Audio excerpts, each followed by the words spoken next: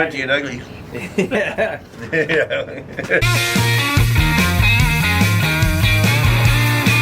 My name's Scott Cherry. As to when I first started surfing, you could say even before I was born, because my mother surfed until she was 6 months pregnant with me, knee paddling on the surfboards. And the first time on a board out of the womb, I wasn't quite 1 year old. My mom took some 8mm footage of my dad paddling me into a wave, a little tiny whitewater wave, and holding me up on the nose of the longboard. It was a family sport. My dad, my mom, all my siblings, and myself would paddle out together. My dad had a vacation home at a place called Ejido Irindara in northern Baja, about an hour and a half south of Ensenada. Better known in surfing circles as K181, a river mouth there that's very similar to San Onofre in power, but better. It's got a big channel and it never closes out. It's a long wave and nobody there. So I grew up surfing down there, and we were San Onofre Surf Club members. Grew up surfing San Onofre and hanging out on the beach. My dad was hanging out with Paskowitz and Tube Steak and those characters. He said the first person to ever come visit my mother and me in the hospital when I was born was Hap Jacobs, born in Santa Monica at St. John's Hospital.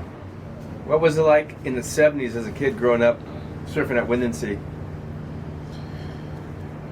When I first started surfing Windansea, they didn't know about me, and I was just a kid, so I was under the radar.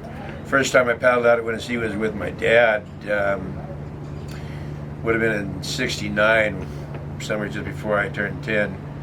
I was about 10 years old, and we paddled out, and I was sitting way off in the channel on a south swell, and the pack was all 30 yards north of me, and my dad's going, "Scott, come on over here to the peak." I'm going, "No, that's okay, I'm good."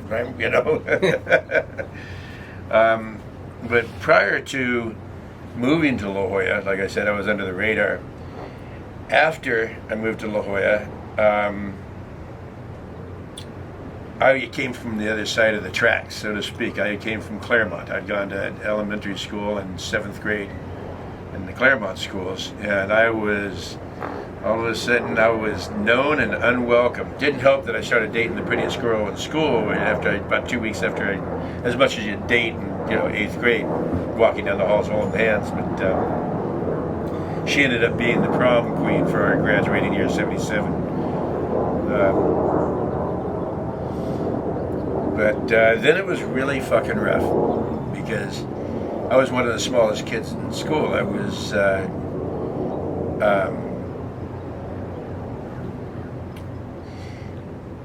late bloomer in about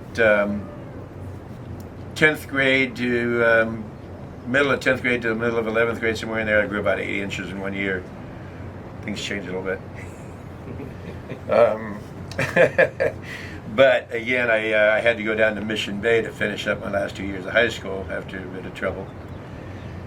So after I grew, there was a little bit less trouble, but it really stopped after one of the tougher local Windansea guys and barking at me for going down to Windansea Surf, and I told him, "Fuck you." He said, "Come on, let's go," and we went, and they carried him away to put him in a car and take him to the hospital.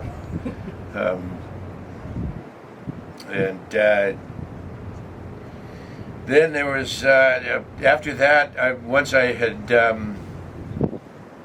kind of established myself, I became more of a protector of the local people, and it had the feeling that, look, I've paid my dues. If somebody comes around and they're disrespectful and they haven't paid their dues,